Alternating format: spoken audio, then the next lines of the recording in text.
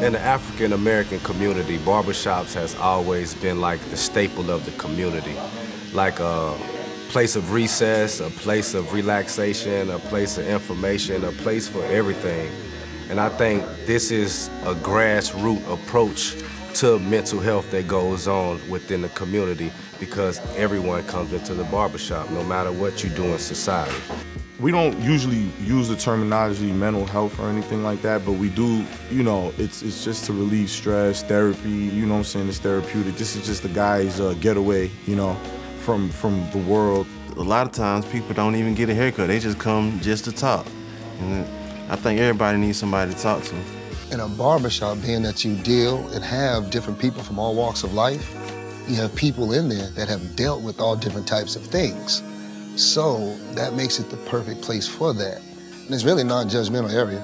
I mean, how can a barbershop be judgmental, being that you have people from all walks of life? I have a saying that communication runs the nation. So in order to effectively navigate through life, you have to be able to communicate. Sometimes we have a difficulty or bridges communicate with different people from different walks of life, different education levels. I mean, I encourage people to open up. I think for starters, you have to start with yourself, right? Because when someone knows your story, that's gonna give them encouragement to step up and talk about their situation. I just try to ask questions and see what's really going on with them, because sometimes you can just see something wrong with somebody and they may not want to talk about it, but sometimes you gotta get it up out of them. Just use the situation, any situation, being whether it was my growing up with domestic violence, being incarcerated, whatever the situation is, it's not isolated. So being that you talk about it, again, with that individual will then feel safe and open up to you because of that.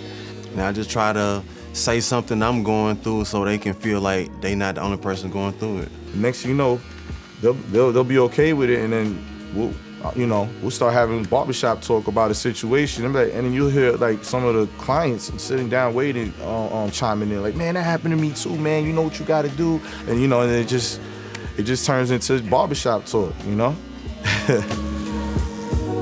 I feel like this is my way of giving back to the community, you know what I mean? Like, and I didn't realize that when I first became a barber. There was this one young man who was having problems at home, and basically his mother came to the shop and asked us if she could just leave him here for the day while she works, and he'll work, he'll sweep up and stuff. And he did. He was only like, I think 12 or 13 at the time, and but it's like a big brother father figure relationship, and they now he's out. He's actually a manager at a restaurant out of Macon. You know what I'm saying? So this is a great thing. We've seen him grow up to develop into a fine young man. It was this young guy. He's from like a whole nother state or whatever. When I first seen him, he was basically like homeless and nowhere to go to and stuff. And he just came. I helped him get a job, just because I just know people from the barbershop. He doing a lot better. He on his feet now. He got his own little spot now.